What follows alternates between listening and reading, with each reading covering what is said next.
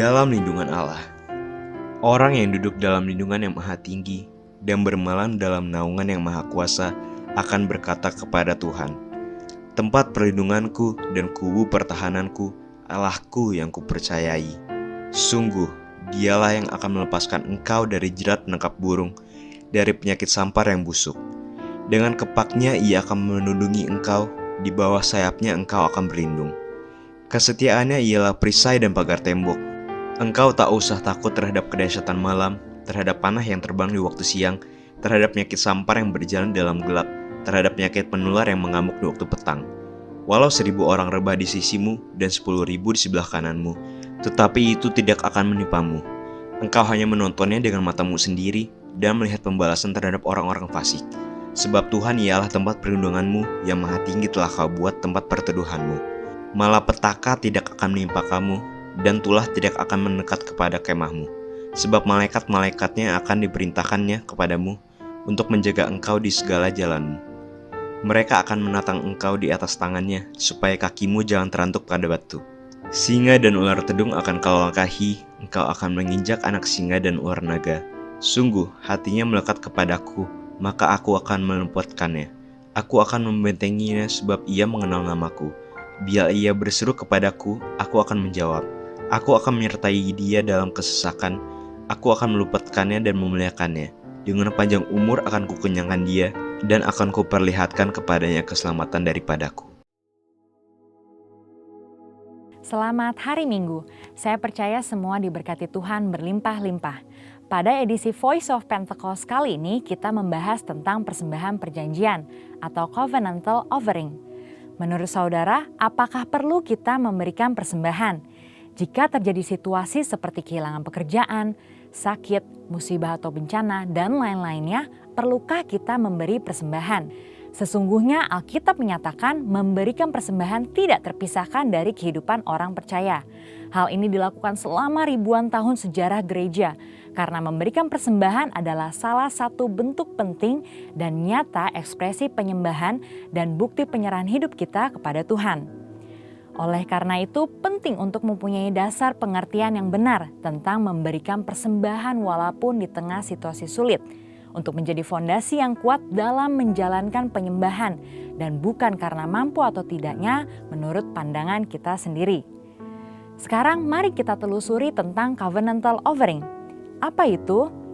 Covenantal offering adalah persembahan karena perjanjian hubungan manusia kepada Tuhan. Nah, untuk bisa melakukan covenantal offering, kita harus mempunyai covenantal relationship terlebih dahulu. Covenantal relationship itu sendiri adalah hubungan berdasarkan ikat janji yang sangat kuat dengan Tuhan, berdasarkan hikmat firman Tuhan. Firman Tuhanlah yang menjadi petunjuk tingkah laku kita kepada Tuhan dan juga sebaliknya.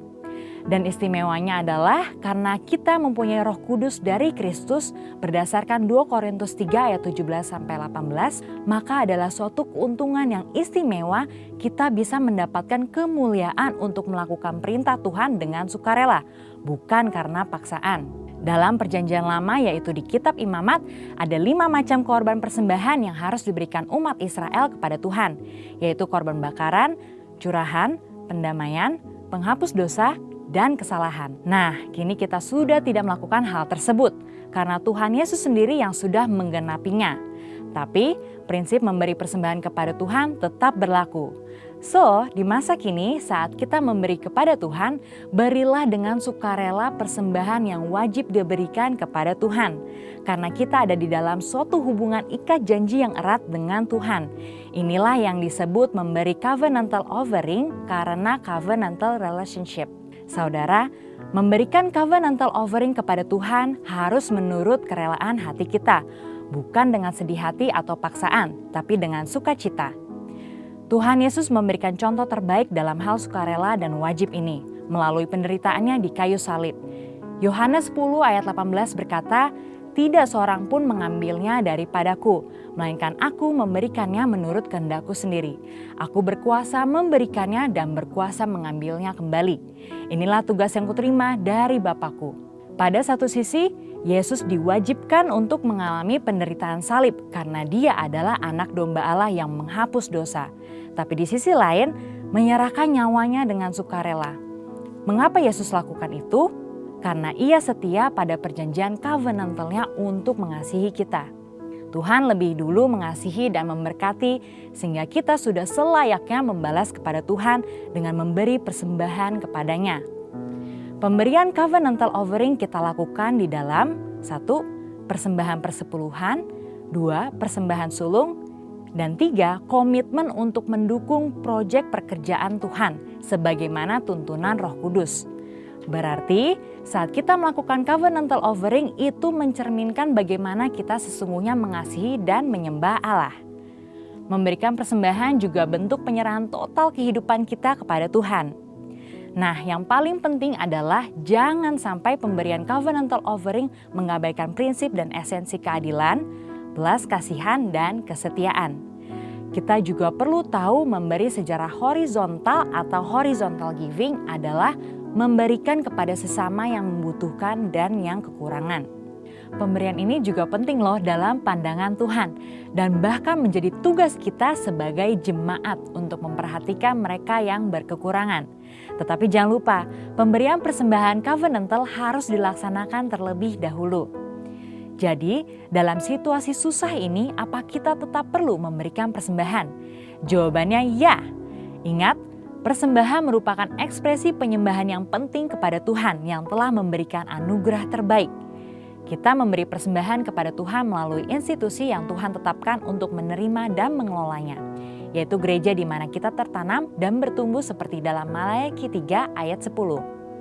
Pertanyaan kedua, apakah memberi persembahan harus ke gereja atau langsung kepada mereka yang membutuhkan? Jawabannya juga ya untuk keduanya. Karena gereja adalah wadah nomor 1 yang Tuhan gunakan untuk menyatakan kepedulian kita dan menyatakan kasih Tuhan kepada dunia dan sesama. Saudara juga boleh memberikan bantuan secara langsung kepada yang membutuhkan sesuai tuntunan Roh Kudus. Perlu diingat, dengan memberi persembahan kepada Tuhan, itu akan melatih iman kita untuk mengandalkan Tuhan senantiasa. Dan memberi akan melatih sikap kita sebagai seorang pengelola, bukan pemilik. Mari kita jaga hubungan dengan Tuhan apapun yang terjadi. Berikan kepada Tuhan persembahan covenantal offering, karena Tuhan sudah lebih dahulu memberkati dan membawa kita masuk dalam covenantal relationship dengannya. Jadi, tunggu apa lagi? Mari kita memberi persembahan dengan sukacita. Kita diberkati untuk menjadi berkat bagi orang lain. Tuhan Yesus memberkati. Amin.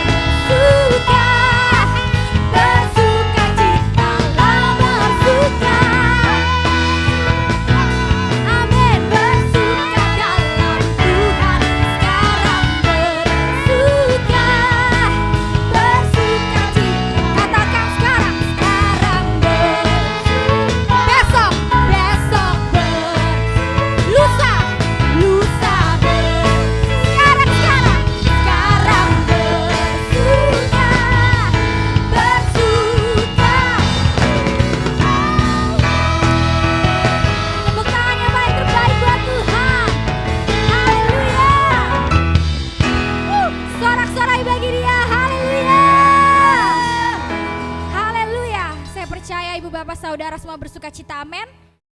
Saya lagi kasih tos kanan, ayo semangat buat Tuhan. Ya, jangan loyo-loyo, kita harus semangat di dalam Tuhan hari-hari ini, amin. Puji nama. Shalom, selamat hari Minggu, Bapak Ibu yang dikasihi oleh Tuhan Yesus. Saya bersyukur kepada Tuhan hari ini boleh ada di tengah-tengah saudara melalui ibadah online kita minggu ini. Namun saya juga sangat percaya bahwa kita semua ada dalam penyertaan dan perlindungan Tuhan yang sempurna. Karena Alkitab berkata kasih setia Tuhan itu selalu baru tiap pagi, sehingga kita boleh beroleh anugerah Tuhan, berkat Tuhan, kesembuhan, kuasa Tuhan, karena kasih-Nya yang sempurna dalam hidup kita. Nah, saudara, 2 Timotius 3 ayat yang pertama berkata bahwa di akhir zaman ini akan datang masa-masa yang sukar. Jadi, sebenarnya apa yang terjadi di luar sana itu merupakan bagian dari penggenapan tentang apa yang menjadi tanda-tanda yang akan terjadi di akhir zaman.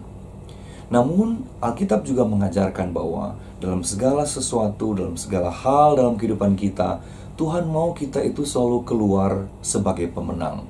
Melewati setiap musim kehidupan kita, melewati setiap dimensi yang baru yang Tuhan izinkan kita mengalaminya, melalui setiap tantangan dan persoalan, Tuhan tetap mau kita keluar sebagai pemenang, bahkan lebih dari pemenang, karena Dia sudah menang buat saya dan saudara. Nah, hari ini kita mau belajar firman Tuhan tentang bagaimana supaya kita sebagai umat Tuhan di akhir zaman ini menjadi umat Tuhan yang kuat, yang bertindak, dan keluar sebagai pemenang. Saya ajak kita melihat satu bagian firman Tuhan dari kitab Ibrani pasal yang ke-12. Kita akan lihat perikop yang luar biasa ini. Dan kita akan membaca 2 ayat ya, yaitu ayat yang pertama dan ayat yang kedua. Ibrani pasal 12 ayat 1 dan 2. Saya bacakan buat kita semua. Perikopnya berjudul Nasihat supaya bertekun dalam iman. Karena kita mempunyai banyak saksi bagaikan awan yang mengelilingi kita, marilah kita menanggalkan semua beban dan dosa yang begitu merintangi kita, dan berlomba dengan tekun dalam perlombaan yang diwajibkan bagi kita. Ayat 2, marilah kita melakukannya dengan mata yang tertuju kepada Yesus, yang memimpin kita dalam iman, dan yang membawa iman kita kepada kesempurnaan, yang dengan mengabaikan kehinaan, tekun memikul salib, ganti sukacita yang disediakan bagi Dia yang sekarang duduk di sebelah kanan tahta Allah. Katakan amin. Saudara, pasal 12 ini adalah pasal yang luar biasa ya dari kitab Ibrani. Karena kalau saudara baca ayat-ayat dari perikop ini, itu syarat dengan prinsip-prinsip hidup kekristenan yang setiap orang Kristen mesti tahu, mesti pahami, saudara. Kalau saudara ingin bertumbuh, ingin dewasa dalam Tuhan, maka pasal ini mesti jadi salah satu favorit kita, saudara. Nah, hari ini kita akan lihat 2 ayat saja. Kita akan lihat petunjuk, nasihat firman Tuhan, bagaimana supaya di masa-masa yang sukar ini kita bisa tetap keluar sebagai pemenang. Kita akan perhatikan beberapa ayat, artinya beberapa kata dan kalimat yang sangat penting dari kedua ayat ini. Nah, sebelum lebih jauh, satu hal yang saya percaya kita harus sepakati bersama, seperti yang ayat 1 katakan, bahwa sebagai anak Tuhan, sebagai orang Kristen, kita harus sadar betul bahwa Alkitab berkata bahwa hidup kekristenan kita itu diumpamakan seperti perlombaan. Perlombaan rohani tentu ya. Kalau pinjam istilah Rasul Paulus, pertandingan iman. Artinya kita setiap hari adalah perlombaan rohani, adalah pertandingan iman kita masing-masing. Waktu kita mengiring Tuhan, Tuhan tidak pernah berjanji bahwa kita tidak akan mengalami apapun juga masalah pergumulan. Tapi yang Dia janji dalam segala situasi, kondisi, dalam setiap musim kehidupan kita, dalam setiap tantangan yang kita hadapi, sekali-kali Dia tidak pernah meninggalkan kita. Dan Dia mau supaya kita selalu keluar sebagai pemenang, bahkan lebih dari pemenang, karena Tuhan sudah menang buat saya dan saudara. Nah, sebab itu mari kita perhatikan beberapa kunci firman Tuhan, bagaimana supaya kita ini sebagai umat di akhir zaman ini boleh keluar sebagai pemenang-pemenang, umat yang kuat dan bertindak. Nah, saya mau ajak saudara melihat beberapa kata kunci dari kedua ayat ini yang menjadi petunjuk bagi kita untuk kita boleh selalu hidup berkemenangan di dalam Tuhan. Yang pertama, di ayat yang ke-1, yaitu ada kata marilah. Kata marilah ini dipakai di ayat pertama juga di ayat yang kedua. Nah, di ayat 1 dikatakan begini, marilah kita menanggalkan semua beban dan dosa yang begitu merintangi kita. Saudara, saya percaya yang pertama yang Tuhan mau kalau kita mau jadi umat pemenang, dikatakan Tuhan mendorong kita, Tuhan menyuruh kita ya untuk menanggalkan setiap beban dan dosa yang selama ini begitu merintangi kita, begitu menghambat kita untuk berjalan dalam kemenangan di dalam Dia. Nah, disebut beban dan dosa karena dua hal ini pasti dua hal yang berbeda ya. Kita akan lihat satu persatu. Yang pertama soal dosa. Kenapa Tuhan mau kita meninggalkan dosa? Karena sudah pasti dosa itu yang pertama merugikan diri kita sendiri. Memang waktu kita hidup dalam kebenaran, kita meninggalkan dosa, Tuhan dimuliakan. Meninggalkan dosa, hidup dalam kebenaran adalah wujud ucapan syukur kita untuk kasih karunia dan keselamatan yang Tuhan sudah berikan. Tapi yang terutama, Tuhan mau kita meninggalkan dosa supaya kita melepaskan diri kita dari segala jerat yang pada akhirnya akan menghancurkan kita. Ingat prinsip ini, apa yang kita tabur, kita akan tuai. Jadi Tuhan mau kita meninggalkan apa yang tidak baik supaya kita tidak menuai yang tidak baik. Kita hanya menuai yang baik daripada Tuhan. Saya mau mengajak saudara melihat satu ayat atau mungkin dua ayat ya di dalam kitab Yakobus pasal yang pertama, ayat yang ke-13 dan ayat yang ke-14. Yakobus 1 ayat 13 dan 14. Firman Tuhan berkata demikian. Apabila seorang dicobai, janganlah ia berkata, pencobaan ini datangnya dari Allah. Sebab Allah tidak dapat dicobai oleh yang jahat, dan ia sendiri tidak mencobai siapapun. Ayat 14. Tetapi tiap-tiap orang dicobai oleh keinginannya sendiri, karena ia diseret dan dipikat olehnya. Tuhan kita itu bukan Tuhan yang iseng, yang memberi kita cobaan lalu kemudian kita datang kepada Dia dan meminta pertolongan Dia. Logikanya sederhana.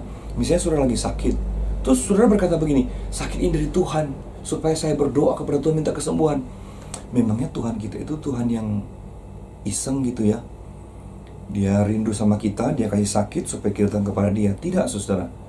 Tuhan kita adalah Allah yang memberi kesembuhan, bukan Allah yang juga memberi sakit penyakit. Nah, lalu dari mana?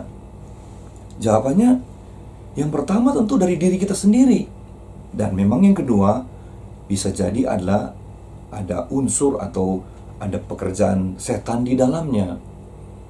Ya, dua ini aja nih yang paling sering terjadi. Kesalahan kita sendiri sebagai manusia, atau pekerjaan si jahat, atau kerjasama antara keduanya. Tapi yang pasti semua ini bukan daripada Tuhan. Itu supaya kita harus berdoa kepada Tuhan, minta kuasa Tuhan, penyertaan Tuhan, pertolongan Tuhan, perlindungan Tuhan. Dan karena umumnya persoalan-persoalan yang kita alami itu berasal daripada diri kita sendiri, kesalahan kita sendiri, di situ Tuhan mau supaya kita bertobat, supaya kita berbalik dari jalan-jalan kita yang jahat. Maka Dia Allah yang terlalu sanggup untuk menolong dan memulihkan kita. Ya. Nah, ada yang berkata begini, oh ini setan semuanya.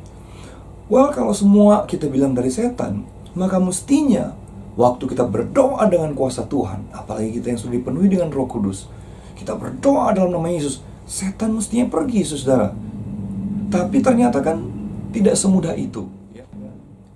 Ini bukan cuman, ini lebih kepada kesalahan yang harus kita terima sebagai dosa yang telah masuk dalam diri manusia, sehingga itu menjadi celah bagi hal-hal yang tidak baik datang dalam hidup kita. Tapi kita memang harus juga mematahkan kuasa si jahat, karena setan suka mengambil keuntungan ya dalam kesalahan-kesalahan yang kita buat, saudara. Intinya Tuhan mau kita selalu hidup dalam pertobatan. Kita bertobat supaya kita menutup segala hal yang tidak baik untuk datang dalam kehidupan kita. Karena kita ditentukan untuk diberkati supaya jadi berkat. jadi pemenang supaya hidup kita memuliakan Tuhan. Haleluya. Nah, yang kedua, kita juga harus menanggalkan yang namanya beban. Nah, disebut beban berarti bukan dosa, tapi itu pun tetap bisa menghalangi pertumbuhan kita, kedewasaan kita dalam Tuhan. Jadi apa itu beban?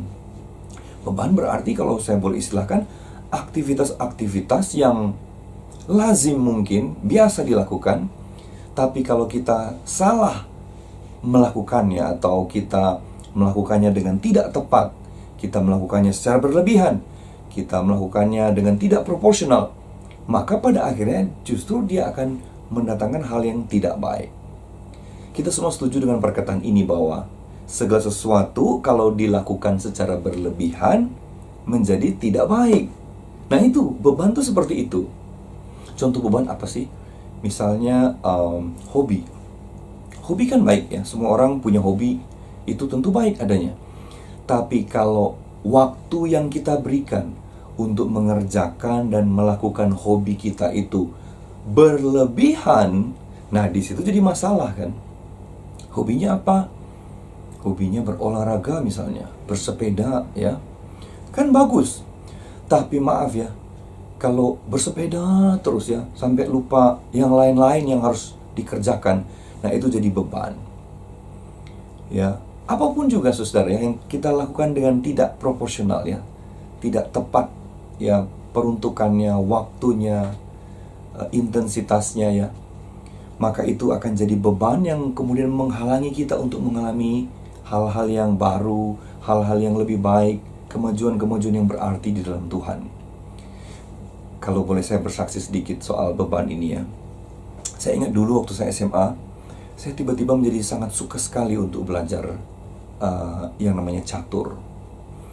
Karena saya punya tetangga sebelah rumah, waktu dulu saya SMA itu jago main catur, teman SMA. Cuma saya tahu dia itu, maaf ya, nggak pinter-pinter amat gitu, nggak pernah juara kelas.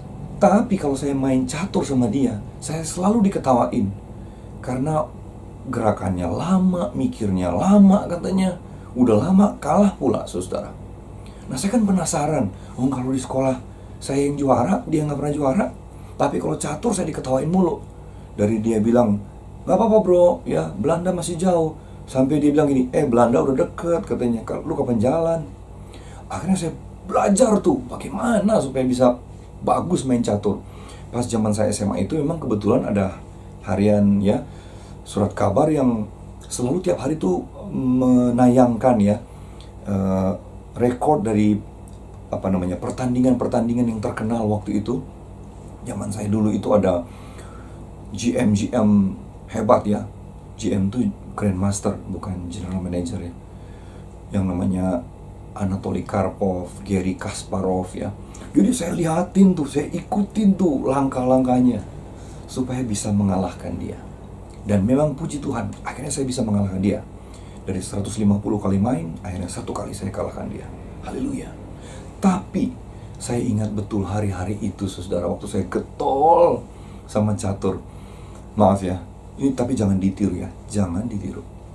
Saya jadi baca Alkitab jadi berantakan ya, doa juga jadi berkurang jauh ya, belajar seadanya karena lagi doyan sama yang namanya catur. Nah, apa yang menjadi beban hidup kita saat ini yang begitu banyak mencuri waktu kita, sehingga kita ya, waktu persekutuan kita dengan Tuhan terganggu, waktu bersama dengan keluarga terganggu. Tuhan mau kita belajar menanggalkan. Amin. Supaya kita selalu berkemenangan di dalam Dia. Haleluya. Tanggalkan beban dan dosa. Saya ingat Yesaya 59 ayat 92, firman Tuhan berkata begini. Bukan tangan Tuhan kurang panjang untuk menolong engkau, bukan telinga Tuhan kurang tajam untuk mendengar doamu, tapi dosa dan kejahatanmu lah yang memisahkan aku dan kau. Jadi dosa dan pelanggaran kita itu seringkali menghalangi untuk kita mengalami kuasa dan berkat Tuhan. Tapi pagi ini kita mau sama-sama bertobat di hadapan Tuhan. Haleluya. Nah, yang kedua, saya percaya kita bisa memperhatikan sekarang ayat yang kedua. Dikatakan di ayat yang kedua, bahkan dari awal sudah muncul kata marilah, saudara ya. Sekali lagi Tuhan mengajak kita pada hari ini untuk melakukan ini. Ya, ayat yang kedua dikatakan marilah kita melakukannya dengan mata yang tertuju kepada Yesus dan seterusnya. Sebab itu saya percaya yang kedua ini Tuhan mau kita selalu melekat kepada Tuhan. Kan mata yang tertuju itu kepada Tuhan bicara soal Tuhan mau kita selalu mendekat kepada Dia, intim dengan Dia, bergaul karib dengan Dia. Mata yang tertuju kepada Tuhan artinya Tuhan mau kita hanya berharap selalu kepada Tuhan, hanya selalu mengandalkan Dia. Tuhan begitu mengingini kita hari-hari ini supaya sungguh-sungguh hanya melekat kepada Tuhan kalau kita ingin keluar sebagai pemenang. Saudara, Yeremia pasal 17 berkata, terkutuklah orang yang mengandalkan kekuatannya sendiri, yang mengandalkan kekuatan orang lain, tapi diberkatilah orang yang mengandalkan Tuhan. Pesan ini bukan pesan yang baru di telinga saudara, tapi biarlah kita diingatkan kembali. Hari-hari ini betul-betul Tuhan mau kita hanya melekat kepada Tuhan. Kalau kita ingin melihat pertolongan dan perlindungan yang sempurna atas hidup kita. Mari saudara, periksa hati kita. Apakah hari-hari ini kita sedang tertuju kepada Tuhan, atau kita sibuk dengan hal-hal yang lain? Pertolongan kita hanya datang pada Tuhan, saudara. Dan percayalah, kalau kita berharap dan berlindung kepada Tuhan, pengharapan kita dalam Dia tidak pernah mengecewakan. Yakobus 5 ayat yang ke-16 berkata, doa orang yang benar bila dengan yakin didoakan sangat besar kuasanya. Saudara, saya percaya kalau hari-hari ini kita mendekat kepada Tuhan dan kita berdoa dengan sungguh-sungguh kepada Tuhan, maka Tuhan pasti sanggup membuktikan janji firman-Nya. Kuasa Tuhan pasti turun atas hidup saya dan saudara. Pemeliharaan Tuhan juga, Dia sanggup memelihara hidup saya dan saudara. Saudara, saya ada kesaksian yang luar biasa dari kota Malang. Di Malang ada seorang gembala yang menjadi sahabat saya. Gembala ini juga dulu melayani bersama-sama kita di Rayon 1B. Tapi beberapa tahun yang lalu Tuhan utus dia ke Malang untuk merintis pelayanan di sana. Nah, dia cerita tentang ada seorang jemaatnya, satu keluarga dari jemaatnya. Nama kepala keluarganya itu Pak Jamian. Nah, Pak Jamian ini sehari-harinya itu jualan kopi saset ya, di pinggir jalan, di depan salah satu universitas di sana. Nah, karena COVID dan PSBB ya, lockdown yang diterapkan pemerintah atas kota ya, banyak kota waktu itu mulai dari akhir Maret, maka terpaksa dia juga tidak bisa jualan. Dan saya ingat betul di tanggal 21 Maret ya, Pak Gembala ini mengirimkan sembako kepada jemaat-jemaat yang membutuhkan. Salah satunya dia. Dikirimlah yaitu beras 1 kantong ya, yang berisi 5 kilo itu. Nah, karena beliau sebagai gembala pikir ya ini cukuplah buat 10 hari ke depan ya, kalau sehari setengah kilo cukup ya. Nah, 10 hari berlalu, dia telepon lagi siapa yang sudah membutuhkan. Nah, tapi waktu dia telepon si Pak Jamian ini, ditanya kan, Pak, gimana? Berasnya sudah habis, perlu kita kirim lagi? Pak Jamian berkata begini, berasnya belum habis, Pak. Oh iya, berasnya dipakai apa enggak? Dipakai, Pak. Setiap hari kami masak 5 kaleng susu. Ya. Tapi sudah tahu 10 hari yang 5 kilo itu belum habis-habis. Dan sudah tahu kapan beras itu habis yang cuma 5 kilo dimakan satu keluarga sehari 5 kaleng susu. Itu berasnya baru habis katanya tanggal 24 Juni. Dari 21 Maret sampai 24 Juni, berarti ada 3 bulan 3 hari. Itu 5 kilo ndak habis-habis, saudara. Beras itu habis ketika Pak Jamian sudah bisa jualan lagi dengan seperti biasa. Bahkan Tuhan kirim pembeli lebih banyak katanya. Baru beras itu habis.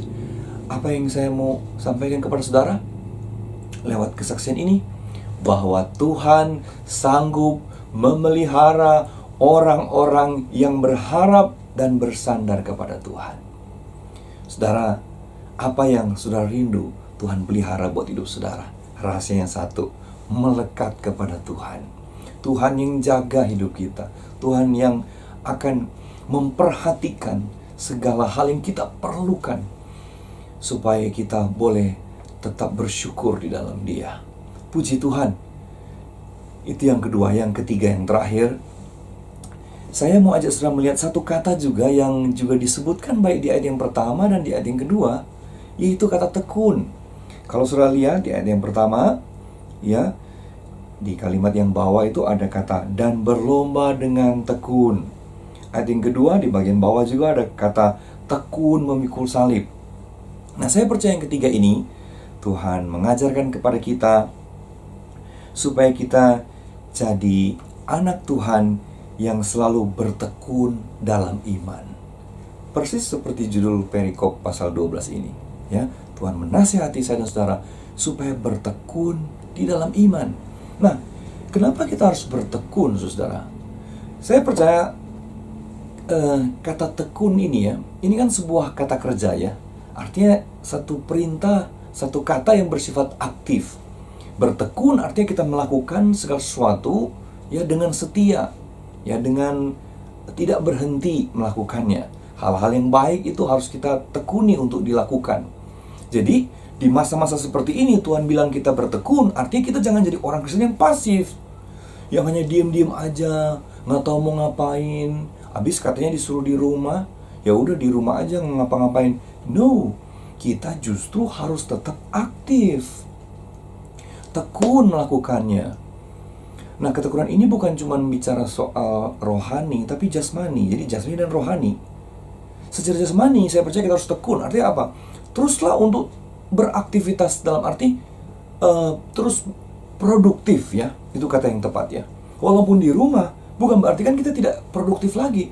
Saya percaya kalau kita mau selalu mencari Tuhan, kita mau berdoa, kita mau selalu rindu untuk melakukan sesuatu, maka Tuhan akan berikan kita hikmat, Tuhan akan berikan kita jalan, Tuhan akan bukakan kita cara untuk tetap bisa menghasilkan, mendapatkan sesuatu yang baik.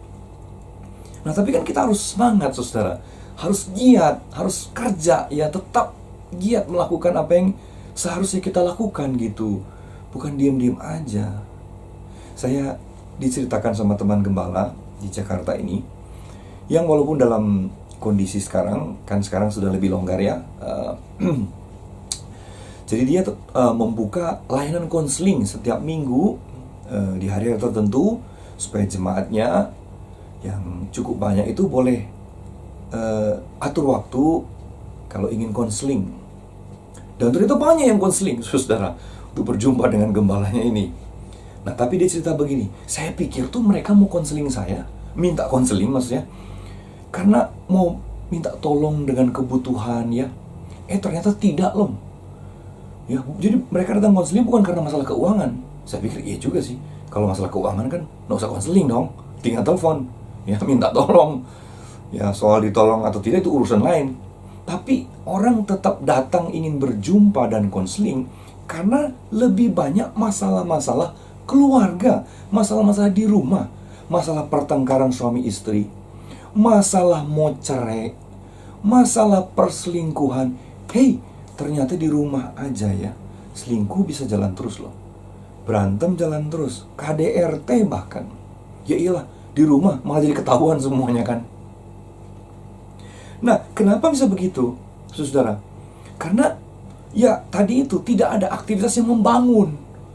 Ya, akhirnya mungkin suami yang biasanya cuma ketemu kalau pulang kantor ya, tinggal dengar yang baik-baik aja, istirahat. Tapi ini karena seharian di rumah, jadi misalnya urusan-urusan kecil pun yang kemarin-kemarin tidak pernah diurus, jadi dikepoin gitu ya, diributin, akhirnya ribut, berantem. Nah, ini karena kita kurang produktif mungkin ya di rumah, saudara. Kata tekun ini bicara soal mari tetap giat bekerja ya, melakukan apa yang bisa kita lakukan walaupun dalam situasi yang terbatas. Karena selalu ada cara, ada hikmat yang Tuhan tetap sanggup berikan buat saya dan saudara. Nah, tapi yang kedua tentu tekun dibutuhkan dalam hal rohani. Karena begini, saudara. Kalau saudara sudah ikut Tuhan cukup lama, maka saudara akan menerima kenyataan ini bahwa antara doa dan jawaban doa, antara janji Tuhan dan realita, itu seringkali kan ada gap ya. Bukan seringkali bahkan ya. Hampir selalu ada gap, ada rentang waktu.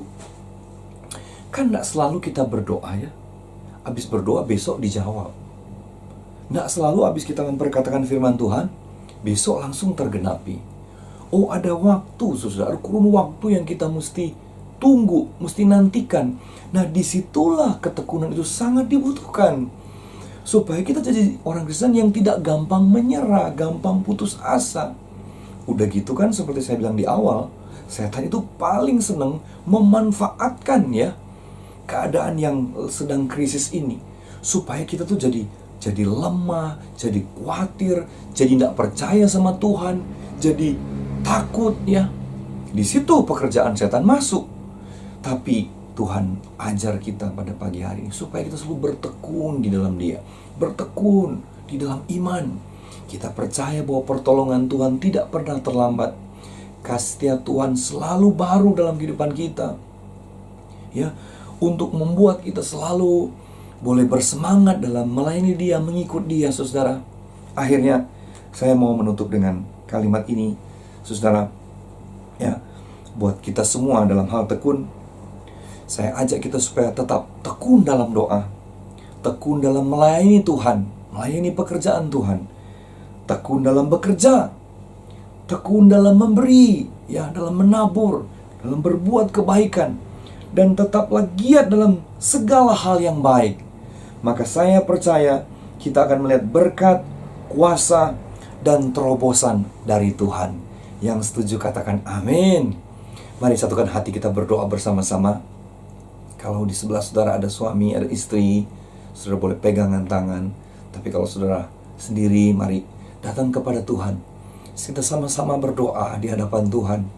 Di hari Minggu yang indah ini, kita mau meminta berkat Tuhan, anugerah Tuhan, pertolongan Tuhan, kuasa Tuhan, pengurapan Tuhan, yang memampukan kita untuk boleh melewati setiap musim, setiap persoalan, setiap tantangan hidup kita, bahkan keluar sebagai pemenang. Bapa, sebagai hamba Tuhan, aku berdoa, Tuhan, berkati umat-Mu satu persatu, keluarga-keluarga di tempat ini, setiap orang yang menyaksikan YouTube channel ini, Tuhan berkati. Anak-anak-Mu yang laki-laki dan perempuan, Tuhan berkati satu persatu. Pertolongan Tuhan, kuasa Tuhan, kesembuhan yang daripada Tuhan tidak pernah terlambat. Kami pasti menerima janji Tuhan, kami pasti menerima pertolongan Tuhan. Sebab itu berkati hamba-hamba-Mu, berkati gereja-Mu ya Tuhan, berkati kami semua. Dalam nama Tuhan Yesus Kristus kami berdoa, kami mengucap syukur kepadamu. Haleluya, haleluya. Amin. Tuhan Yesus memberkati.